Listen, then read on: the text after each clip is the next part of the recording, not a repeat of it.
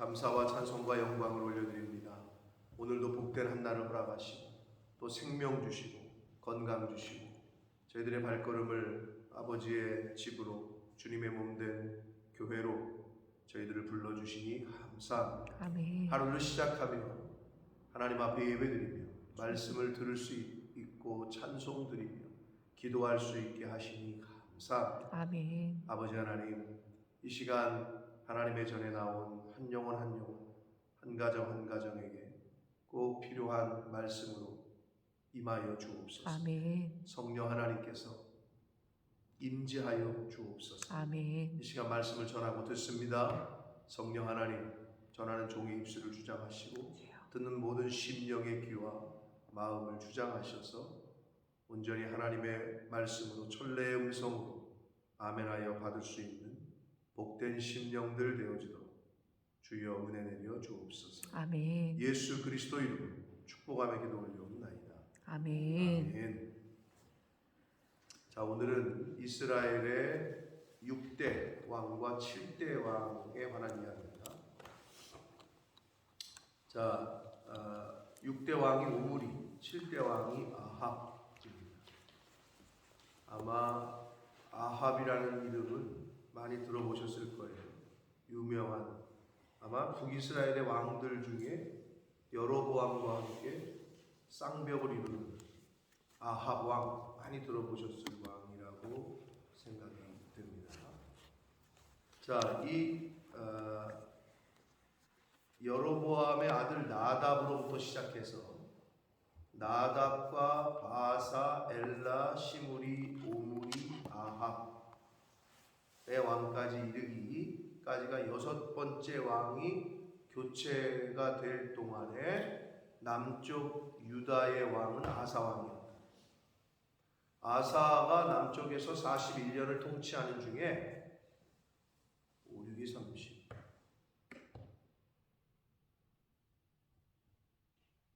6, 6이 30, 6, 7이 40. 그렇죠? 대한민국이 지금 5년마다 대통령이 바뀌고 내년에 대선이 있는데 이 북이스라엘은 평균 6년만, 7년 만에 한 명씩 바뀌었다고 볼 수가 있어요. 남쪽의 아사 왕이 한 명이 통치하는 기간에. 자, 6명의 왕이 그것도 계속 아들의 아들이 받은 게 아니라 쿠데타가 일어나고 또 정변이 일어나고 4번의 왕조가 바뀌고 4왕조 6명의 그 왕이 바뀌는 동안에 남유다에서는 아사왕 한 명이 통치를 했습니다. 자, 그래서 오늘 이제 그 오므리와 아합, 오므리 왕조를 오므리가 시작을 했는데, 자, 이제 아합이 오므리의 아들로서 이어받게 되는 거예요. 자, 그런데 오므리가 그 앞선 왕인 시므리를 이제 성을 에워싸가지고 시므리가 자살을 하잖아요. 그 성에서 불을 지르고 자살을 했는데, 그러고 났는데 바로 왕으로 그 취임한 게 아니라 오므리가 왕으로 되기까지 시므이가 죽고 나서 약 5년이라는 시간이 걸려요. 자, 이제 그 얘기가 나오는데 21절을 보시면 그때 이스라엘 백성이 둘로 나뉘어 이래요. 그 절반은 기낫의 아들 디브니를 따랐고 그를 왕으로 삼으려 하고 그 디브니라는 사람을, 그 절반은 오므리를 따랐다. 그러니까 한마디로 시므이가 7일 천하로 죽고 나서 나라가 이 북이스라엘이 완전히 나뉘게 된 거예요.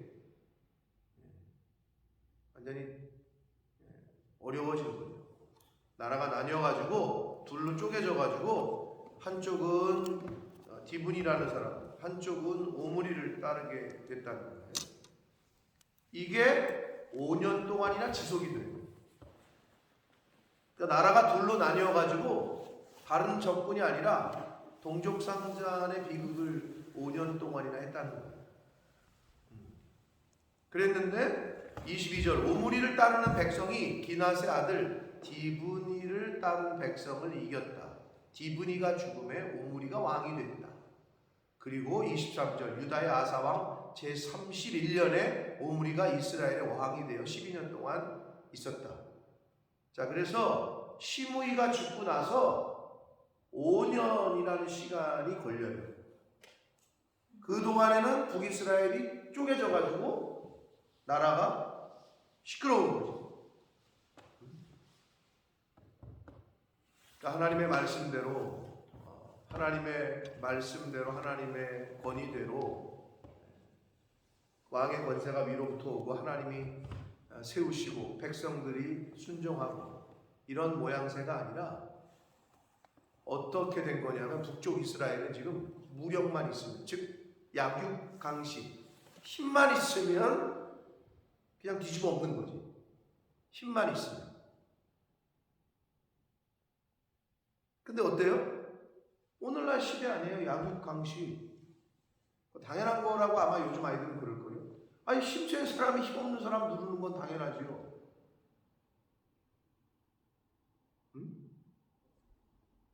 근데 그건 전혀 성경적이질 않아요. 근데 이게 세상은 그렇다 치는데 교회에도 이게 들어와게끔 됐다는 거죠. 요즘은 뭐가 힘입니까? 말하기가 껄끄러워요. 알고 있는데. 돈이 힘이야? 교회에서 돈 많은 사람, 헌금 많이 한 사람은 목소리 내고, 그렇지 않은 노인네들이나 힘없는 사람은 소리 못 내고. 그래서 교회가 좌지우지가 누구의 뜻에 따라? 하나님의 말씀에 따라? 그러면 너무 다행이지. 누구의 뜻에 따라? 한두 명의 사람에 따라 좌지우지가 된다. 아이, 무슨 그런 교회가 있을까요? 라고 생각이 드세요? 없어야지, 그런 교회가. 근데 죄송하지만 많이 있다는 거예요. 아직 그런 교회에서 신앙생활을 안 해보셨는 게 복이야. 많이 있어요, 그런 교회. 세상의 논리가 하나님의 전에까지 들어오게 된 거지. 이곳은 여러분 주영 한국대사관, 주소를 내가 정확히 버킹엄 무슨 로드인가 스트리트인가, 아무튼 주영 한국대사관을 한 번쯤 가보셨을 텐데, 우리 최 집사님 가보셨어요? 안 가보셨죠? 런던에 있거든요. 그 런던에 있는 주영 한국대사관은 대한민국의 땅이라고 인정을 받아요. 대한민국의 땅, 대한민국의 법률에 인정을 받는다. 이걸 뭐라 그러죠? 전문 용어로 뭐라 그러죠? 영국 땅에 있는데 대한민국. 그래서 왜 북한 사람들이나 탈북해가지고 중국에 있는 대한민국 대사관에 담을 넘으려고, 또는 미국 대사관 담을 넘으려고 하잖아요. 그럼 중국 애들이 못 잡아가잖아. 왜 그렇죠? 뭐라 그러죠, 그걸?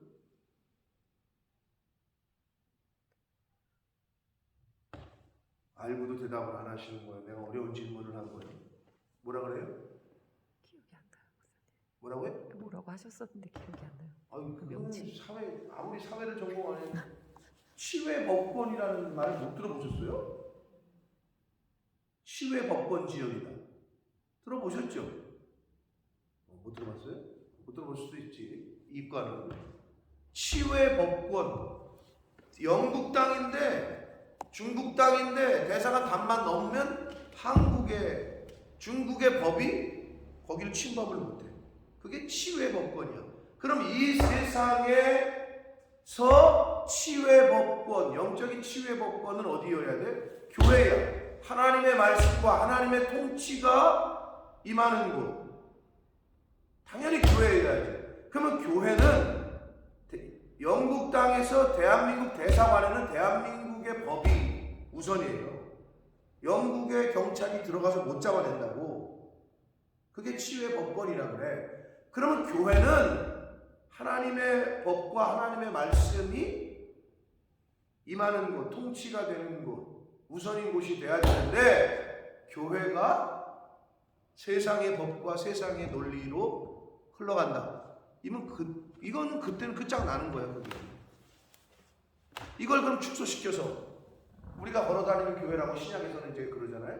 그럼 내가 교회야. 그러면 내가 교회라면 나는 하나님의 통치, 하나님의 임재, 하나님의 통치를 받는 곳이 교회라는 거예요. 그런 의미에서 그럼 내 삶은 하나님의 말씀이 나를 움직이고 하나님의 통치가 임하는 곳, 그게 나고 그게 우리 가정일지인데 그곳은 천국이요. 그게 바실레이아야. 헬라어에서 말하는 왕국이란 뜻인데 천국은 하나님의 나라잖아. 하나님의 나라. 그러면 내가 하나님의 나라가 된다는 것, 우리 가정이 천국 된다는 것. 천국이 어디 있다고 그랬어요, 예수님이? 어디에 있다고? 네 마음에, 네 안에 있다고 그러잖아. 그러면 내 안이 천국이다. 하나님의 나라가 내 안에 임했다. 하나님의 나라가 우리 가정에 임했다. 이것이 하나님의 나라다. 이 의미는 하나님의 통치가 실현되는 곳이 하나님의 나라예요. 그게 천국이야. 여러분의 가정이 지금 천국이십니까? 천국과 같은 삶을 살고 계십니까? 그 말은 나는 하나님의 통치를 받고 있다. 하나님의 말씀에 나는 인도함을 받고 있다. 그 사람은 천국의 삶을 사는 거야. 그 가정이 천국이야. 그게 하나님의 나라야. 그게 신약에서 말씀하시는 거라. 그런데 교회가 세상 논리로, 내가 네 머릿속이 세상의 논리로, 약육강식, 당연히 강한 자가 살아남는 거지. 너는 강해져야 돼. 자녀를 그렇게 가리키고 그런 흐름 속에 그냥 둔다. 지옥과 같은 삶을 살게 만드는 거예요. 나라가 둘로 쪼개졌어요. 하나님의 통치가 사라지고 하나님의 말씀이 사라지자 분리. 자, 늘 얘기합니다마는 성령이 임하면 하나가 되고 성령은 화목하게 해. 성령은 합치게 하는 거야. 단일. 근데 만약에 집안에 아버지와 엄마, 남편과 아내가 의견이 갈려, 부모와 자식이 갈려, 그거는 사단이야. 100%야. 아유, 사람마다 취향이 다르죠. 뭐 다르지.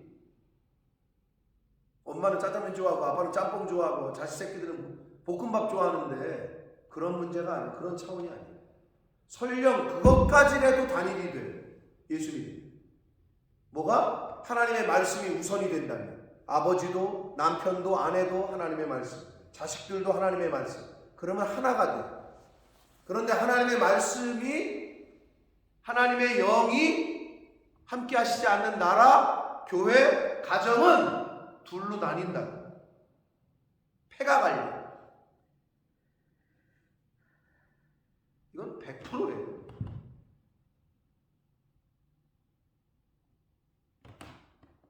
그럼 어떻게 해요, 목사님? 내 남편을 안 믿는데. 죄송한 말씀이지만 누가 안 믿는 사람이랑 결혼을 하래. 그럼 결혼했어. 어떻게 결혼했어? 그럼 어떻게 해야 돼? 예수 믿는 내가? 어떻게 해? 그 십자가를 지고 울어야지. 하나님 앞에 울어야지. 어떡하겠어? 울고 하나님의 인도하심을 구하고 그 영혼 불쌍히 여겨달라고 그러고 기다리고 양보하고 져주고 해야지. 어떡하겠어? 섬겨주고 어떡하겠어? 왜 나만 섬겨? 그런 마음, 올라와 이런 마음이? 나만 섬겨야지. 예수님만 섬겼어. 예수님이 우리를 섬기셨는데 당연히 내가 하나님이 역사하실 때까지 내가 섬겨야지. 왜 나만 이래? 해야지. 예수님이 우리를 위해 죽으셨는데. 북이스라엘은 하나님을 이미 떠났단 말이에요. 초대 왕부터. 초대 왕에게 하나님이 남유다만 사랑하시고 북이스라엘 미워하셨다? 천만의 말씀이야. 여로보암에게 분명히 말씀하셨죠. 네가 다윗의 길로 행하면 내가 네 집을 세워주겠다. 이건 하나님의 약속이었다고. 그 여로보암이 버린 거야. 여로보암이 하나님을 배신한 거지. 그때로부터 줄줄이 사탕으로 하나님을 떠나게 되는 거지. 부전자전격으로. 선왕이 그렇게 했으니 나도 그렇게 하고. 이게 계속 내려가는 거야. 지금 그 역사를 우리는 지금 보고 있는 거고. 여러분의 할머니 할아버지가 무당 섬기고 뭐 절 세우고 뭐 그냥 뭐 막 그랬다. 이게 계속 흘러간다니까. 그러다가 하나님의 특별한 역사가 있는 사람은 여러분의 때 또는 아버지 때 종교 개혁이 일어나는 거지. 그때. 근데 그 일대가 너무 힘들지. 그러나 늘 얘기하지만 그 일대도 아무나 하나님이 시키시진 않는다. 일대는 또 힘들지만 일대가 받는 복이 있다. 그러면 그 자자손손은 하나님의 약속대로 그 복이 흘러가지. 그 복이 흘러가는데 나 때 와가지고 내 자녀들에게 흘려보내지 못한다. 그 책임을 어떻게 할 거야? 북이스라엘은 하나님의 말씀이 하나님의 영이 떠나자 둘로 쪼개져. 여러분 늘 명심하시고 둘로 나뉘게 하는 것은 사단이고 하나가 되게 하고 화합하게 하고 단일이 되게 하는 것은 성령이에요. 그럼 내가 지금 사단의 종로로 타느냐 성령의 종로로 타느냐는 내가 지금 이 교회의 분위기를 하나가 되게 하느냐 나누고 있느냐 이거를 정확하게 판단하시는 거예요. 여러분 부지불식간에 사단의 종로로 타시면 안 됩니다. 그럼 서로 어떤 마음을 가져야 돼? 분명히 저 집사님하고 저 집사 나는 저 집사의 말에 동의가 안 되는데 라고 생각이 드시거든. 차라리 져주시라고. 근데 이렇게 또 올라오지. 왜 내가 이걸 져줘야 되지? 내가 맞는 것 같은데. 뭘 내가 맞아. 나는 틀려. 하나님만이 맞아.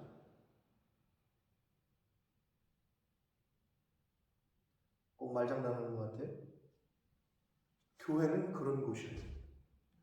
아멘. 교회는 누누이 얘기하지만 민주주의가 아니라니까. 교회는 신본주의, 하나님 중심. 그럼 그게 어떻게 실현되느냐? 그게 하나님의 제사장 중심이야. 하나님 담임 목사 중심으로 되는 교회는 부흥을 해. 근데 뭐 할 때마다 자 우리 거수로 하겠습니다. 손 드세요.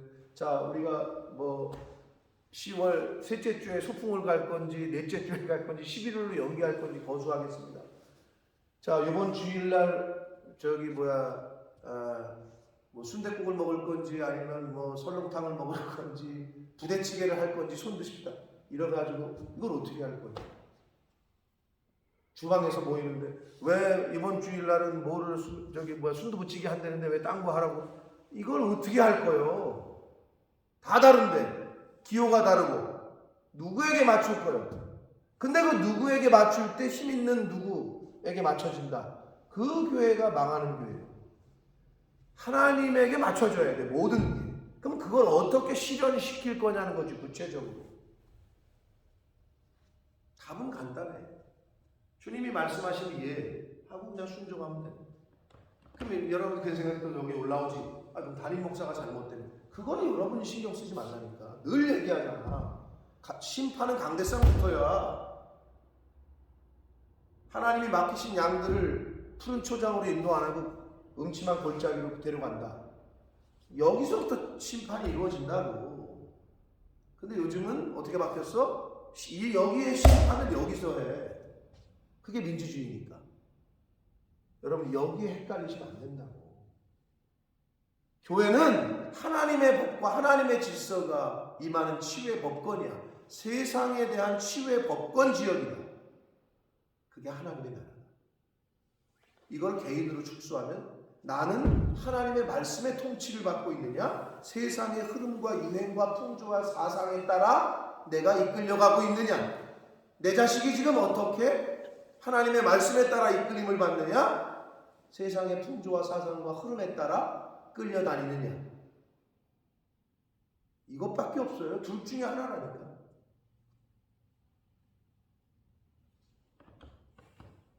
북이스라엘이 그래서 지금 이런 역사의 모습을 보여주고 있다. 5년 동안이나 우리나라 남북전쟁이 6.25 일어나고 한 휴전되기까지 3년, 만 2년, 5년을 전쟁을 한 거예요. 그래가지고 반쪽이 싹 죽은 거야. 응? 기낫의 아들 디브니. 근데 여러분, 디브니와 오므리가 싸웠잖아. 근데 재미난 게 하나 있어. 디브리는 아버지를 언급을 해, 성경에서. 기낫의 아들이라고. 근데 이 오므리는 아버지 이름을 언급을 안 해. 이게 뭘 의미할까요? 디브리는 유력한 자였던 거지. 여러분, 성경에서 일반적으로 그 가문의 족보를 이야기한다는 것은 누가 얘기해도 다 아는 집안이라는 거예요. 근데 이 오므리는 집안이 변변치 않았나 봐. 아버지 이름도 언급을 안 해줘, 성경이. 근데 오므리가 이겨. 그리고 여러분, 성경에 나와 있지 않으나 이스라엘의 역대 왕들 중에 북이스라엘의 전체 이스라엘 할 때 남유다의 통일 왕국 시대였으니까 다윗을 이거라고 그러잖아요. 근데 북이스라엘 왕조 중에서 가장 번성하고 강력한 나라의 시대를 이루었던 때가 언제냐? 오므리 때야. 역사적으로. 그런데 열왕기는 하나님의 말씀, 하나님에 관련된 것들만 기록을 하기 때문에 오므리가 역사적으로 아람을 물리치고 그 당시 국가 정세가 어땠는지 잘 언급을 안 해. 근데 한 가지 힌트는 주지. 어디서? 27절에 오므리가 행한 그 남은 사적과 그가 부린 권세는 이라고 힌트는 주죠. 오므리가 북이스라엘의 역대 왕조 중에 가장 강력한 통치력을 행사했던 왕으로 여러 다른 책들에게는 기록이 되어져 있습니다. 그만큼 강력했던 거지. 그러나 세상적으로는 그렇게 힘을 발휘했는지 몰라도 성경은 어떻게 평가하느냐? 아주 악한 왕으로 평가를 하고 그 아버지의 그 자식이라고 그 악한 왕에게서 아합이라는 아주 이스라엘 역사의 최고의 넘버원 악한 왕이 나오게 됩니다. 그게 아합이에요. 자, 그래서 오므리를 왜 그 성경이 더욱 악하게 여호와 보시기에 악을 행하되 그 전에 모든 사람보다 더욱 악하게 행했다라고 25절에 말씀하잖아요. 왜 더욱 악하게 했다고 기록하고 있냐면, 자, 일단 우상 숭배를 이 오므리가 정식 제사로, 북이스라엘은 하나님의 나라인데 우상 숭배하는 그 제의를 정식, 한마디로 국교화 삼은 거지. 우리는 오늘날로 말하면 그게 오므리예요. 우상 숭배의 제의를 정식 예배 제사로 도입을 했고, 또 하나는 여러분 24절에 은 2달란트로 세멜에게서 사마리아 산을 샀다고 그랬잖아요. 은 한 달란트가 34kg이거든요. 그런데 2달란트면은 68이잖아. 그걸로 성을 샀대. 얼마 안 되는 돈인데. 그럼 오므리가 이 왕으로서의 권력을 남용해서 요만큼 돈을 주고 뺏었나? 그러니까 하나님이 지금 이거 못된 놈이라고 권력 남용해가지고 이렇게 말씀하시나? 가 아니고 하나님께서는 출애굽기에 보면 레위기에 보면 레위기 25장 23절에 토지를 영원히 팔지 말라. 땅은 하나님 거다. 땅을 영영히 팔지 말라고 율법에 정하셨어요. 그 율법을 어기고 하나님의 그 정하신 법을 어기고 땅을 사고 돈 주고 산다. 이걸 이러지 말라고 했는데, 자, 그래서 이 사마리아 성을 돈 주고 산 이야기는 레위기 23장의 말씀 율법을 어긴 거를 지금 의도적으로 얘기를 하고 있는 거고, 그리고 우상 숭배의 제사를 정식 제사로 삼은 것, 이게 오므리가 한 일이었어요. 그리고 사마리아 성을 건축해서 사마리아로 수도를 옮겨요. 자, 그래서 그렇게 오므리가 성경에서 평가를 하는데, 그리고 나서 아합이 이제 왕이 됩니다. 7대 왕, 이스라엘의 7대 왕 아합이 이제 이야기가 나오는데, 아합의 이야기는 17장으로 넘어가서 엘리야 이야기까지 연결이 돼요. 아합과 이세벨의 바알의 선지자와 이제 엘리야의 싸움, 850대 1 뭐 이렇게 나오는 이게 쭉 연결이 돼요. 그만큼 아합의 스토리는 이제 아주 이스라엘의 역대 왕들 중에 아주 악한 왕이기 때문에 좀 길게 나오는데, 그런데 오늘 그 29절부터 마지막 절까지 해서는 핵심적인 부분만 어떻게 보면은 서머리가 되어 있는 건데, 자, 유다의 아사왕 제38년에 오므리의 아들 아합이 이스라엘의 왕이 됐다. 29절에. 자, 그리고 왕이 돼서 22년을 다스렸대요. 30절 봅니다. 오므리의 아들 아합이 그의 이전의 모든 사람보다 여호와 보시기에 악을 더욱 행했다. 참, 그 아버지의 그 아들이죠. 자, 오므리 왕도 성경에서는 뭐라고 얘기했어? 그 이전의 왕들보다 더욱 악했다.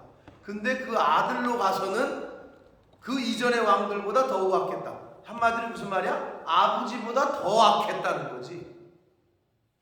아주 부정적인 의미의 청출어람이야. 좋은 의미의 청출어람이 아니고, 아버지가 그 이전의 왕들보다 더욱 악했다. 근데 아들이 성경은 어떻게? 그 이전의 왕들, 그러니까 아버지 오므리보다도 더 악했다는 거지, 이 아합이. 그래서 어떻게 되냐? 31절, 느밧의 아들 여로보암의 죄를 따라 행하는 것을 오히려 가볍게 여겼다. 여로보암의 길을 아주 성경에서는 지금까지는 하나님이 대노하시는 길로 여겼는데, 아합의 행동은 그 정도는 그냥 가벼운 거야. 야, 이게 진짜 굉장한 평가예요. 아합이 도대체 어땠길래 여로보암의 길은, 그건 한마디로 잽이 안 되는 거야. 조족지혈이야. 잽이 안 된다는 거지.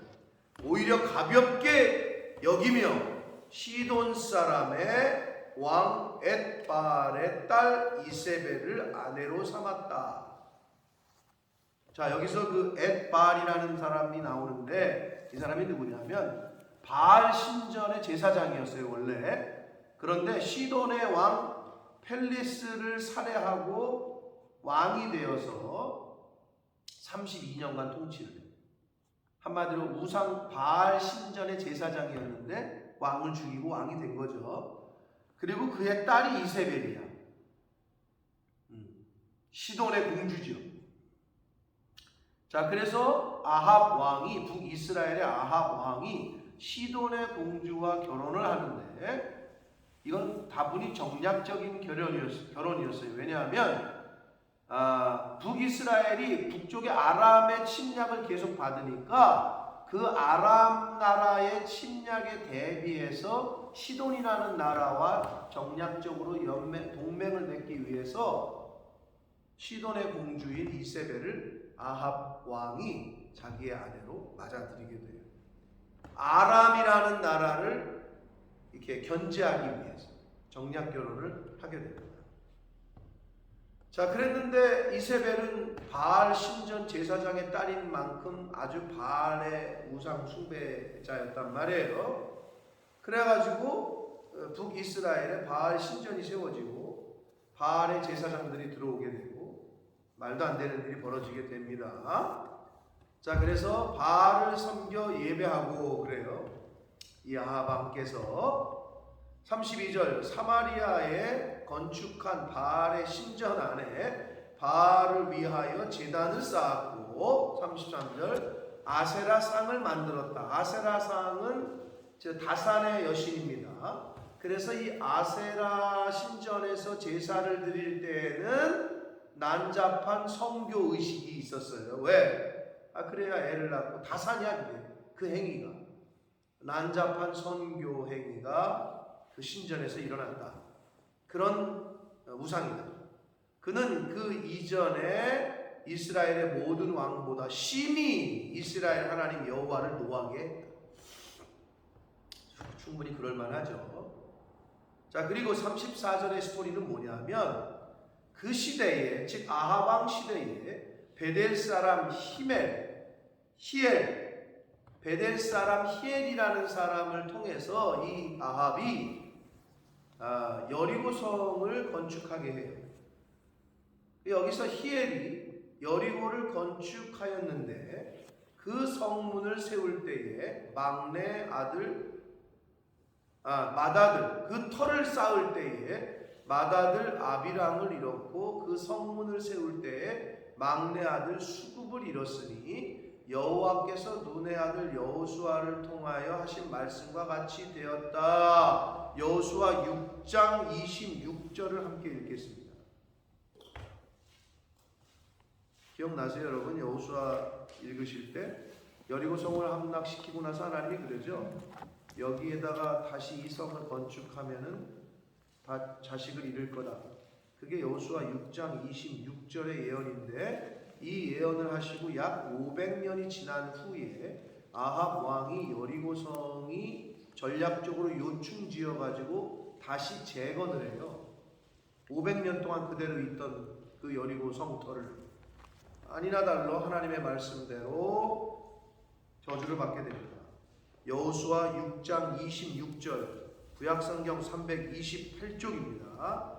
여호수아 6장 26절을 읽겠습니다. 시작.